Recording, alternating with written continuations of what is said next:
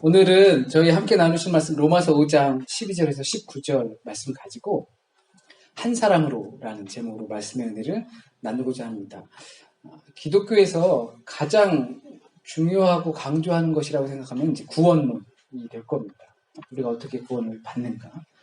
예수 그리스도가 세상을 구원한다는 건데요. 그래서 구원이란 죄를 사하시고 거듭나게 하시고 온전한 하나님의 자녀로 성화되어 죄 없이 영화로운 단계까지 가는 것을 말합니다. 그렇다면 자연적으로 우리 세상은 죄로 둘러싸여 있다라는 것을 말하게 되는 거죠. 그리고 그 죄는 어디서 왔는가? 왜 하나님은 세상을 이런 불완전한 상태로 만들어 놓으셨는가? 우리는 진지하게 신앙생활을 하다 보면 고민하게 됩니다. 많은 분들이 신앙생활을 하면서 이런 과정을 거치기도 합니다. 왜 하나님은 불의한 세상을 내버려 두시는가? 왜 불의하게 만드셨는가? 그렇다고 이런 과정을 거치지 않는다 하더라도 우리는 신앙생활을 하고 있다고 볼 수 있습니다. 이런 고민과 연구들이 나름의 정답 비슷한 것들을 갖게 되죠. 그런 것들은 우리의 알미 됩니다. 그 알은 우리의 길을 또한 풍성하게 해주기도 합니다. 그렇다고 이런 고민을 하고 나는 그런 고민하지 않는데 이런 것이 신앙의 경중을 따질 수는 없습니다. 저희 어머니도 이런 거 잘 모르십니다. 그냥 내가 죄인됨을 고백하고 예수께서 나를 구원하심을 믿고 그냥 단순하게 신앙생활을 하고 계십니다. 이런 고민들이 항상 있어야 되는 것은 아니지만 그런 것들은 우리를 균형 잡힌 신앙인으로 가게 할 것입니다. 절대적인 전부가 아닌 것을 꼭 알으셨으면 좋겠습니다. 그런 면에서 오늘 말씀은 많은 혹시라도 있을 그런 우리들의 의문에 대해서 바울의 생각을 조금 전달해 줍니다. 바울은 아담과 그리스도를 비교하면서 그리스도교의 구원론을 설명합니다. 그래서 바울은 죄와 죽음의 연관성을 이야기하고 있습니다. 생명의 근원과 구원의 연관성을 이야기하고 있습니다. 이것의 근거는 창세기에 나오는 인간의 죄를 들어 이야기합니다. 아담과 이브는 범죄하였습니다. 그래서 죽음이 인간의 운명이 되었습니다. 인간이 죽게 된 운명은 죄 때문이라고 이야기를 하는 거죠. 그래서 성경은 죄에서 벗어나는 것을 이야기하고 있습니다. 그것을 우리 믿음이라고 합니다. 하나님께서는 세상을 사랑하시고 사망의 카테고리 안에 걸려있는 사랑하는 자녀들을 의의 자리로, 생명의 자리로 건지고 싶어 하십니다.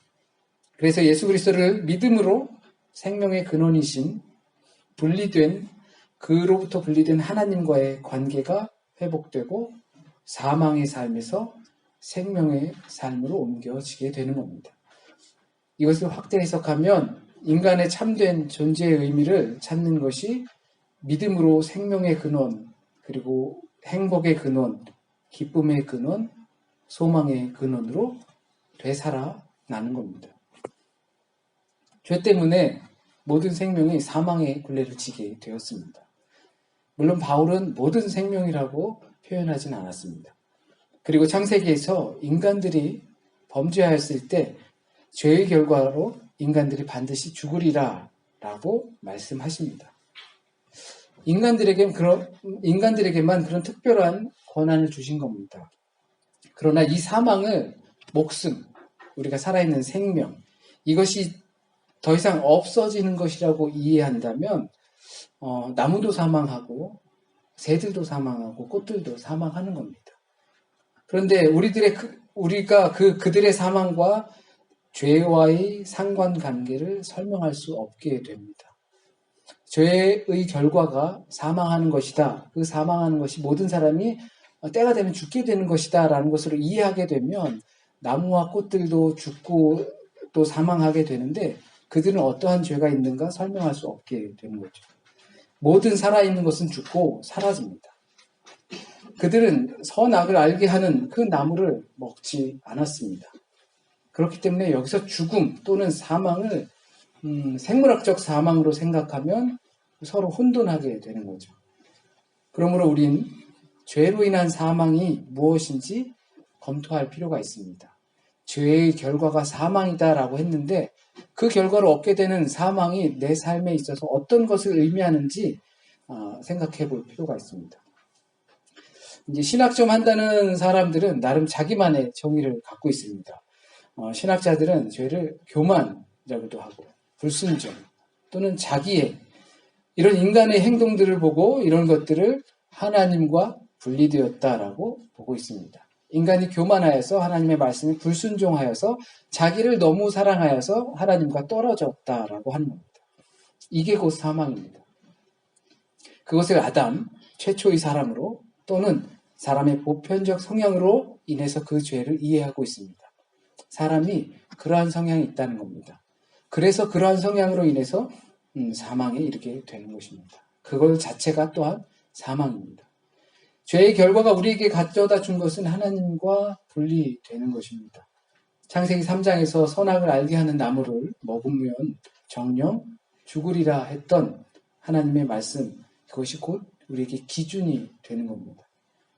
기준을 넘음으로 인간들은 낙원에서 나가게 됐죠. 하나님과 분리된 것입니다. 이것이 죄의 1차적 결과입니다. 죄로 인해서 하나님과 분리된 것입니다. 정령 죽으리라 했던 것이 그 죽음이 아니라 하나님과 동행하였던 그 삶으로부터 분리된 것입니다. 그것을 성경은 죽음이라고 하는 겁니다. 사망이라고 합니다. 우리가 100살, 120살 또는 성경의 말대로 1000살, 그보다 더 이상의 나이를 산다 하더라도, 목숨을 걸고 있다 하더라도 성경의 사망은 그것을 뜻하지 않습니다. 성경의 사망은 하나님과 떨어진 관계를 말하고 있습니다. 그래서 바울은 이 죄를 그리스어로 하마르티아라고 합니다. 이 뜻은 관역이 빗나갔다라는 겁니다. 그러니까 길을 잘못 들어섰다는 것입니다. 혹시 여러분은 길을 잘못 들어섰을 때 어떤 느낌이 드시나요? 자동차를 몰고 모르는 낯선 곳으로 갈 때 길을 잘못 들어섰을 때 시간은 촉박할 때 어떤 느낌이 드시나요? 또는 범죄를 했다고 생각했을 때 내 마음에 어떤 느낌이 드시나요? 혹시 불안하거나 그렇지 않습니까? 보통 죄를 지었을 때 느낌이 그렇습니다. 그래서 길을 잘못 들어서면 불안하고 초조하고 그렇게 됩니다. 반면 죄를 범하고도 불안감 같은 것을 느끼지 못하는 사람들은 보통 뭐라고 부릅니까? 양심에 화인 맞았다라고 하죠. 양심이 없는 사람이다라고 이야기합니다. 자기가 잘못을 해놓고서도 그 잘못을 잘 모르는 사람들에게 그렇게 이야기합니다. 그래서 그리스도교에서는 모든 인간은 죄인이다. 사망에 놓였다. 생명과 단절되었다. 참 기쁨이 그 안에 없다. 이렇게 말들을 합니다. 기독교에서는 그렇게 하나님과 분리된 상태를 이야기할 때 참 기쁨이 없고 참 생명이 없다라고 이야기하는데 그와 반대로 나는 행복한데? 나는 인생이 좋은데? 나는 기쁜데? 막 되게 좋은데? 막 이렇게 이야기하는 사람들도 있습니다. 그것은 보통 진짜 생명, 진짜 기쁨에 관한 이야기입니다. 그것을 알지 못할 때엔 부분적인 생명과 기쁨을 전체로 느끼게 되는 것입니다. 우리가 인생 가운데서 느낄 수 있는 기쁨과 또는 행복감, 그것을 가지고 이것이 진짜 행복감이다라고 생각하는 것입니다. 하나님과 떨어져 살면서 그렇게 이야기를 하는 것입니다. 그러나 성경은 그것을 참 기쁨이라고 말씀하고 있지 않습니다. 현대의 많은 부분들이 이 부분적인 행복과 기쁨, 생명, 거기에 집중하면서 살아갑니다. 왜 그럴까요? 생각해 볼 때 기준이 무너졌기 때문입니다. 기준이 없어요. 너는 여기서 기쁨을 얻고 나는 저기서 기쁨을 얻고 상대적인 거죠. 너는 무언가를 하면 재밌고 즐겁지. 나는 그거 하면 재미 너무 없어. 지루해. 따분해. 그것을 상대적으로 이야기합니다. 그 상대적인 것을 나 개인적인 절대적인 진리로 생각합니다. 나 개인에게 절대적인 진리이기 때문에 상대방의 절대적인 진리는 전혀 상관없게 살아가고 있습니다. 이것은 각자 나름의 기준을 갖고 살아간다라고 좀 쉽게 말할 수 있겠죠. 누구든지 나름의 기준을 갖고 살아갑니다. 인생을 살아갈 때 기준 없이 목적 없이 살아가는 사람은 거의 없다고 생각합니다. 근데 문제는 나름의 기준을 가지고 살아간다는 겁니다. 그리고 그것이 절대적이다라고 생각하는 데 있습니다. 이런 생각들은 이미 보편화되었습니다.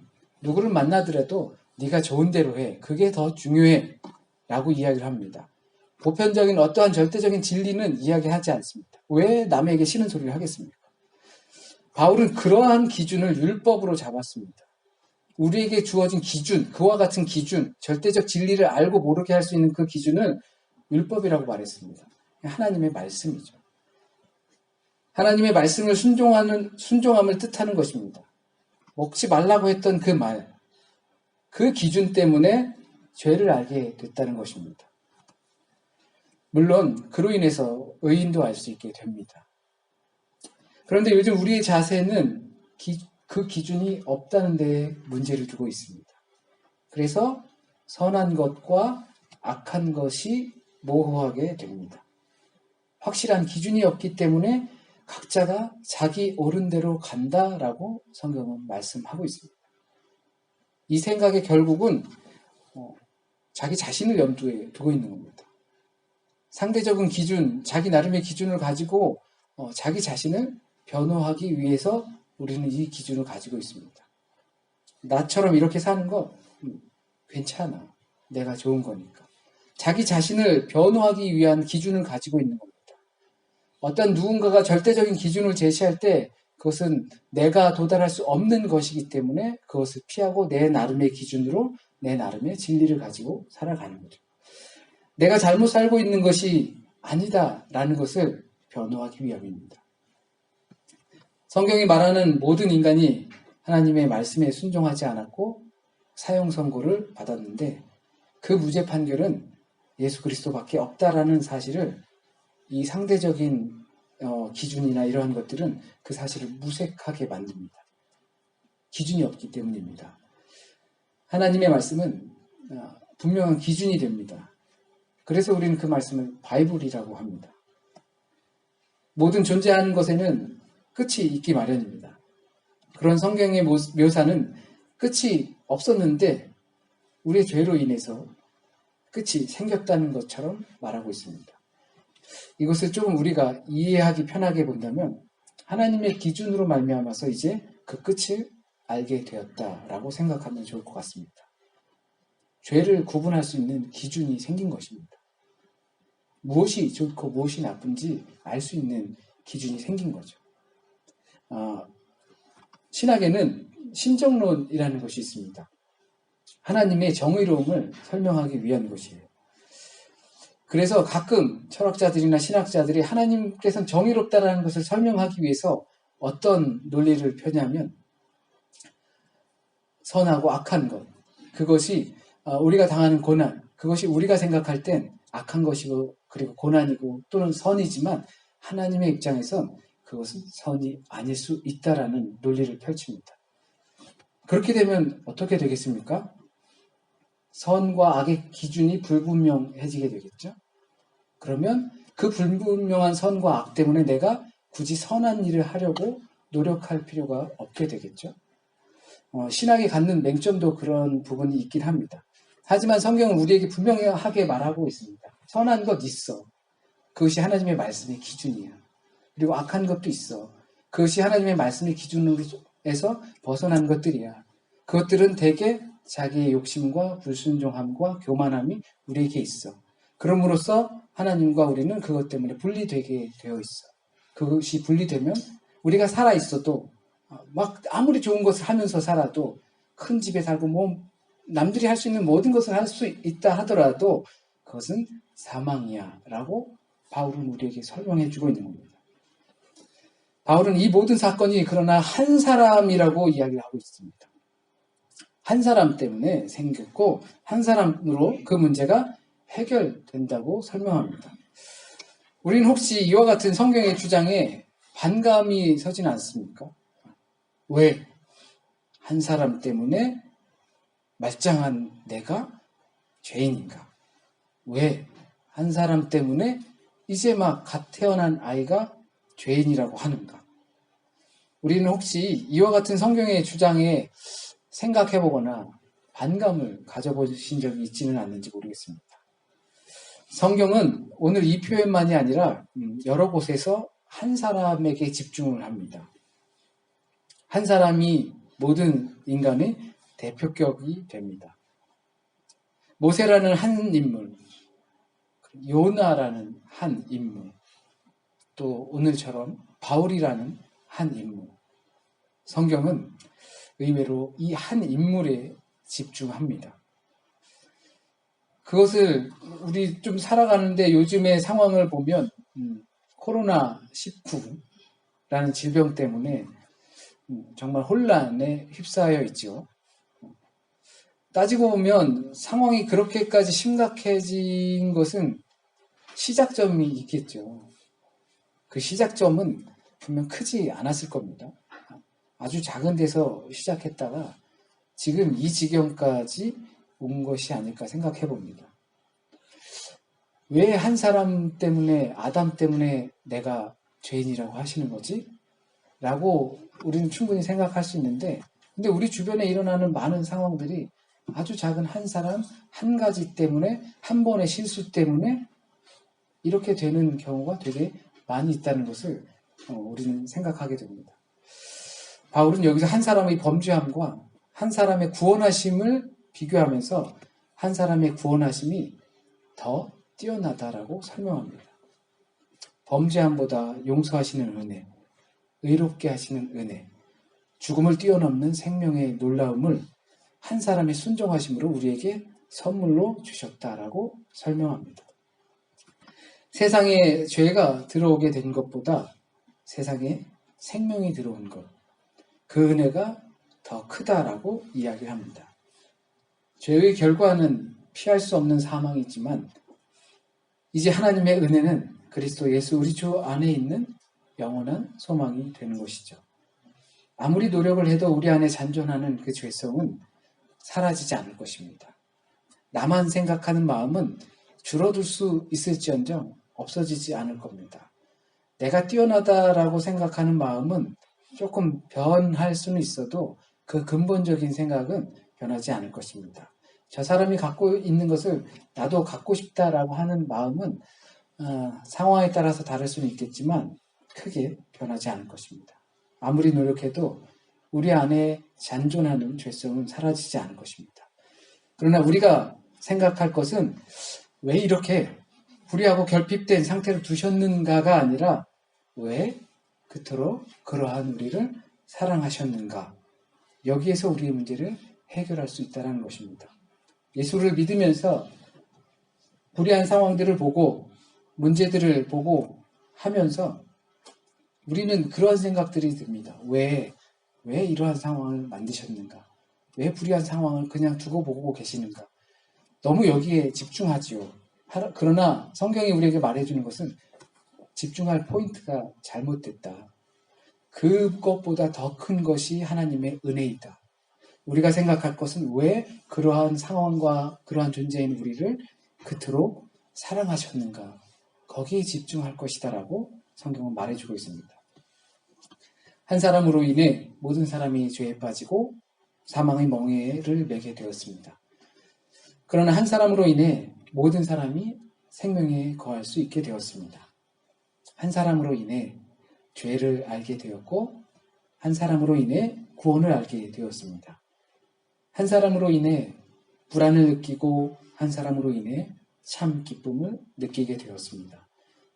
한 사람으로 인해 우리의 삶의 기준을 갖게 되었습니다.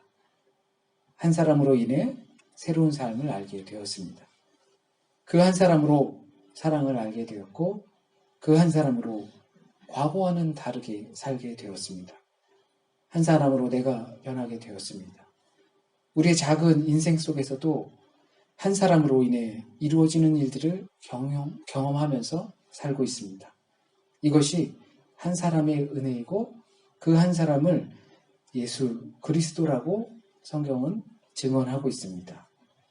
우리가 비록 아담의 한 사람이지만 그 먼지 같은 아담에게 어둠에서 빛으로 갈 수 있는 은혜를 주신 것도 한 사람입니다.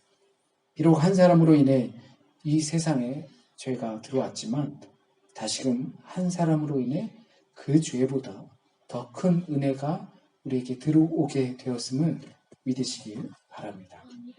기도드리겠습니다. 아담아 부르셨습니다. 우리의 존재를 깨닫습니다. 아담 같은 존재입니다. 이것을 먹으면 정령 죽으리라 하셨던 말씀에 신뢰하지 못하여서 유혹함에 넘어간 아담입니다. 흙으로 지어 아담이고 먼지 같은 존재여서 아담입니다. 그러한 우리를 우리의 상태보다 더 큰 은혜로 우리를 사랑하여 주심에 우리는 하나님께 영광을 돌립니다. 우리가 아무리 뛰어나고 아무리 잘나도 우리는 하나님의 피조물임을 고백합니다. 그 안에, 그 고백 안에 우리의 삶이 녹여지길 바랍니다. 우리가 일상생활을 할 때에도 하나님께서 나를 만드셨고 나는 그저 만들어진 존재임을 고백하면서 겸손히 하나님을 찬양하며 사랑하며 살아갈 수 있길 원합니다.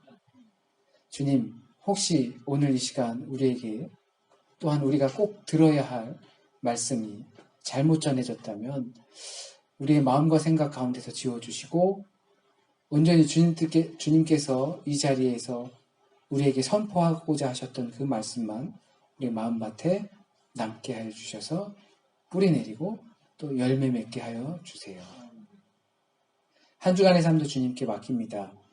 사순절을 시작하면서 우리의 묵상하는 삶 가운데 온전히 주 예수 그리스도의 십자가를 묵상하게 하시고 또한 그를 통하여서 우리의 삶이 주님 곁으로 1cm 정도 옮겨질 수 있도록 인도하여 주세요. 모든 말씀 우리 주님 예수 그리스도의 이름으로 기도드립니다. 아멘.